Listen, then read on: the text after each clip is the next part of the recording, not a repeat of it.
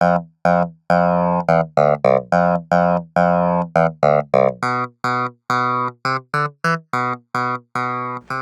guys, welcome back to What Do You Watch? I'm Michael Kovacevic.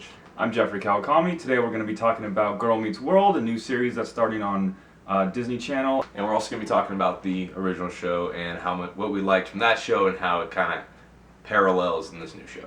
So let's get started with what we liked about the original series. Yeah, Boy Meets World is a series that definitely, I think, tracked a generation. I mean, pretty much anyone my age to your age knows that show, watched, tons of that show, rerun syndication when it was on, whatever. One of the things that I really like about that show is that it grew in scope way more than any other sitcom that I can think of. The way that the focus moves, in the early seasons, it's all either in the house or in the classroom, and that's what it is for kids at that age. And then as the show moves on, as the actors get older, characters get older, it moves out of the house into not only college but also into restaurants, into they get jobs, they work at that outdoor store that the parents own. Yeah, it develops a lot. It really isn't until college when we get that complete shift where the whole dynamic changed. You have Eric and his roommates and like that whole like weird love triangle thing that's there, and then you got the regular Corey Topanga thing going on, and then Sean's off on his thing. And I love how they had to like manufacture Feeney in there somehow just to get Feeney in. But yeah, it develops a lot. And I mean, when I started watching it, they were probably getting closer to high school at the time because it came out when I was 2. So they were getting into high school more at the time, but the reruns would be all over the place. Right. Yeah. Everybody loved that show. And also the parents, in the early seasons, the parents are right there in every storyline because they're there helping Corey meet the world. I mean, it's kind of what they're there for. As the seasons go on, they get older, the parents, if they're there in like the backstory, they're there with Eric, or they're there on the phone sometimes. On the phone, they're there helping Morgan through something, but it's the B storyline. The A storyline is Corey and Topanga and Sean and Angela. The B story is the parents, and that's how it happens for kids too. And it's a gradual shift in real life, so it makes sense. I would argue the B story is probably, at least in college, Eric more. They had some great scenes. I'm not saying they're B stories because they're No, I would say that's the B story so then the parents would be the C story. C story, okay, yeah. I could definitely see that. They definitely had some episodes where they had an A story, B story, C story. Where kind of like a lot was happening at the same time, but you saw the different perspectives, which was nice. Right. But some of those scenes with the dad and with Eric were amazing. Later in those later seasons. So. He's a good-looking guy. It was very good looking. So also, Boy Meets World, as opposed to Girl Meets World, I guess we'll start, kind of comparing the two a little bit here. Gotta bring them in a little bit. Yeah. Boy Meets World talked up to its audience a lot. I felt like they were dealing with things, they were presenting things in a way that you had to think about and had to try and understand, versus the way that Girl Meets World is definitely talking down to their audience because they're expecting a much younger audience. Boy Meets World you could watch if you were older than the characters, you could watch if you're younger than the characters yet are the same age as the characters but are looking forward to being that old. I feel like Girl Meets World is definitely playing to a much younger and simpler audience. Oh, yeah. I mean, the original series, you had a lot of clever stuff with the kids, a lot of the trying to trick the teachers, trying to do that kind of stuff. And they tried to play that off in this pilot episode with the whole no homework thing. And I mean, that was definitely straight from an episode of Boy Meets World. But it just was written terribly, in my opinion. It was written, like you said, like it's talking down to people, to the audience. And of course the laugh tracks, just trying to cue you when to laugh. I don't know, one of the things I liked about Boy Meets World is you could watch it, like you said, any age, because I'd watch it, I'd watch them when they were in elementary school, and then the next episode would be a college episode, and the way the reruns worked would jump around a lot. So I mean, and they were all solid episodes. There was never really a weak point in the storyline. Yeah, and then Girl Meets World. I don't know. They're trying. I think they're trying too much in the pilot. Yeah, it's a pilot. I mean, I think with all shows you have to forgive a little bit on the pilot, just because they're trying to set up so much. They really have to create an entire world, as opposed to in other episodes they can show little parts of this world and they can go into depth in it. So I think that you have to cut them a little bit of slack for the pilot. I kind of feel like they had a jar of ingredients from Boy Meets World that they wanted to incorporate into the show, and they're just like, we're just gonna throw little bits into this pilot episode. We're not gonna focus on a nice little story or a good setup. We're just gonna throw bits in, like the homework thing. Farkle, who's Farkle Minkus, who we don't really. I guess that's what his name technically. Right. Yeah. So Farkle is on IMDb listed as Farkle Minkus, which, if you'll remember, I'm sure you did. I'm sure you had flashbacks watching the episode of Stuart Minkus from the original series. So apparently, not only is it a direct callback to that character, but it's his son or something. That's why I'm like, I wish they would have just done a character that was similar to Minkus. You don't need the direct connections. You don't need the direct connections. You don't need even that. It's just so overacted. Like when he's jumping on top of Corey, and he's talking about how they're his two loves, and he's professing this, and it's just a little too much. You got a subtle comedy. Yeah. Right. The laugh track you mentioned it a little bit. The laugh track is stepping on the comedic beats. It's signaling, telling that 7-year-old viewer to laugh before the character even finishes their joke, and that's really, really annoying when you're trying to judge the show and trying to, as an adult, I assume they would still want adults to watch their show. I mean, I don't know, I guess, but yeah, that laugh track needs to back up a little bit. Although Disney Channel does it on all their shows, so I guess it's just the thing to do now. Yeah.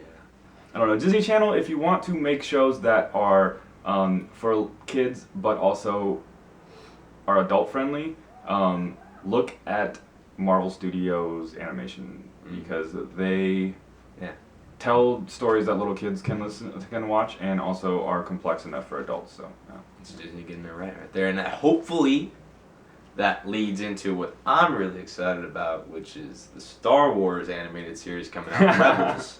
Which is coming out real soon. I think it's coming out in the fall. And I'm really excited about that. Well, there's definitely going to be an episode to episode. If not with this guy, at least with just me on this channel. So keep tuned for that. But I'm really excited what Disney could do with that, because it looks really exciting. And I have seen a little bit of Clone Wars, not as much as you. I do enjoy that, but I'm really excited about this. What do you think of Riley, of Rowan Blanchard is her name? That's the main. It's the daughter. Yeah. Daughter. Okay. Yeah. Yeah. I thought she did a good job. I didn't like the whole my world, your world thing, but that's writing, and probably a little directing too. But I mean, I think she can run with it. There's some moments where she does some really good stuff on her own, but it kind of seems like her character, at least, is kind of getting pushed around more. I mean, Corey that happened to Corey a little bit, but Corey would kind of step up and like take some leadership role out of nowhere. He popped so hard on right away. Like he could carry an episode. Yeah. He didn't have to, because they had an amazing cast around him, but he could carry an episode. I don't know that she can.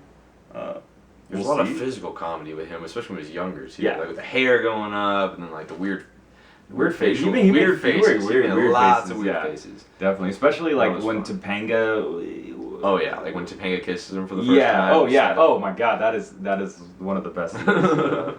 Yeah. Sabrina Carpenter plays Maya. I thought she did really well. She's not the antagonist, but she is the troublemaker, especially in this first episode. She's the source of conflict. She does the no homework, more freedom thing, which I believe was a direct reference. Like, didn't that happen? Didn't they do that? I believe that did. That did exactly. If it didn't, it feels like it did, and I'm fooled that it did. Because it felt so much like the first. Yeah. They definitely chanted something. I know they chanted something. So if it was if it were those exact words or not, but she led that class rebellion, and of course the big decision moment comes when Riley has to decide whether or not she's going to. But in order to get there, I think Maya has to sell it first, and I think she sold it. Also, the scene with where she's all wet and she tells Corey that she has no one at home to help her with her homework.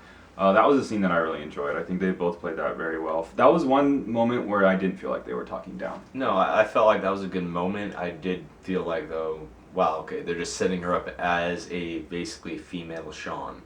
I mean, you even see that with kind of like her like being like really into boys and stuff like that. How Sean was always really into the girls.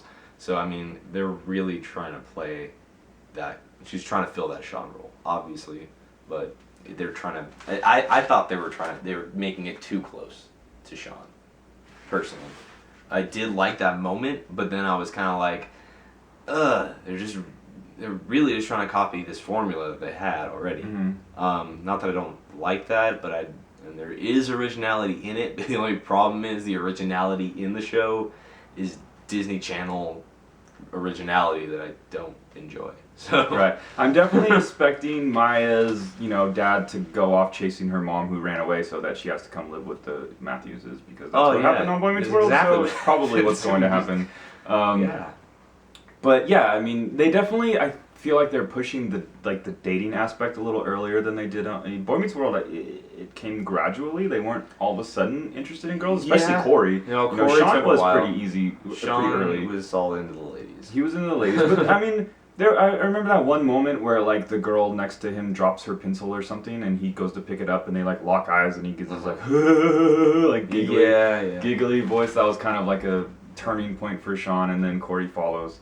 I feel like this show, and it makes sense that they're doing that, because these days I think kids are aware of dating a little bit earlier, or into dating a little bit earlier. So I know why they're doing that. Alright, and then the one thing that really got me, though, there's a lot of little problems that I saw, but it's a pilot, they could all be excused. But my biggest thing was some of the writing choices. Why did we have to say world so much?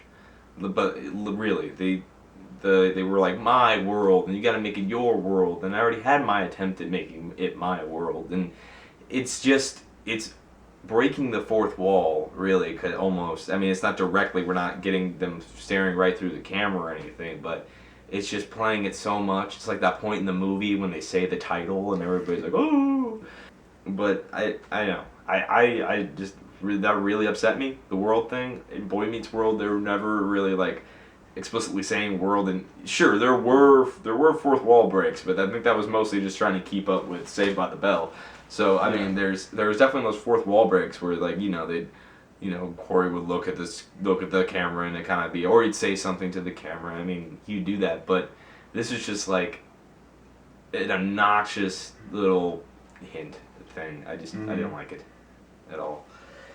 There was that one episode of Boy Meets World where Eric leaves for Hollywood to go become a TV star, and he ends up on a show called Kid Gets Acquainted with the Universe. Yeah. And it's the same set, and it's all the same actors playing the same roles on the show. Yeah, that's an awesome one. And actually the best moment is Ben Savage. He's looking at the script and he goes, how can this kid learn so much every week and still be so stupid? And it was just so great because they're talking about the actual show. That was a great fourth wall break. But I mean, there's good fourth wall breaks. I'm just saying, you don't. And this wasn't even like directly supposed to be meant as a fourth wall break, but it takes you out of the show when you're saying my world, your world, world. If he would have said you're a girl who meets the world, I would have. I mean, you didn't go that far, but they definitely could have. Yeah. The only thing that I think is gonna get me to come back to this show, I'm probably not gonna do week to week. I'll probably go and sit and like watch an episode that has people I'm interested in seeing in the show. So like how Feeney showed up at the end of this one. I know it's a cameo, and I don't think he's going to be back for other episodes. But Sean and Corey's parents are both supposed to be in the show regularly. So I'm waiting to see some of those episodes and kind of seeing if the writing gets better now that we're done with the pilot. But yeah. I kind of wish I didn't know that Sean and the parents were coming in, because then I'd be more surprised. Although, like you said, you probably wouldn't watch it. I wouldn't watch it. Someone would be like, Sean's in the 7th episode. I'd be like, oh wow, maybe I'll watch the 7th episode. But what if he comes back at the end of the 6th episode? Okay.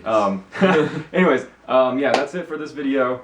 What do you watch? Follow us, like us, all that stuff. Subscribe. Yeah, it's not that hard, dude. Just hit that like Just a little button. like button. I know you watch it, and I know that, you know, I don't like everything that I watch, but now that I'm starting to do this stuff, like, that like button means a lot, man. Yeah. It really would mean a lot if you would just click that like button. And leave a comment. And tell leave a us comment. if you Hey, hated it. The reason we wanted to call this "What Do You Watch" is because I want to know what you watch. If you like a show and want us to do something on it, or want to hear something on it, like, we'll do it. You know what I mean? Like, this is just, we're just gonna do whatever. My until, Little Pony, whatever yeah, you want. You know, I'll watch. How do you watch? How do you watch How to Train Your Dragon 2? I mean, if you want us to talk about it, we'll talk about it. It's supposed to be one of the best animated movies in a The while. first one was really good, so yeah. maybe we'll do that.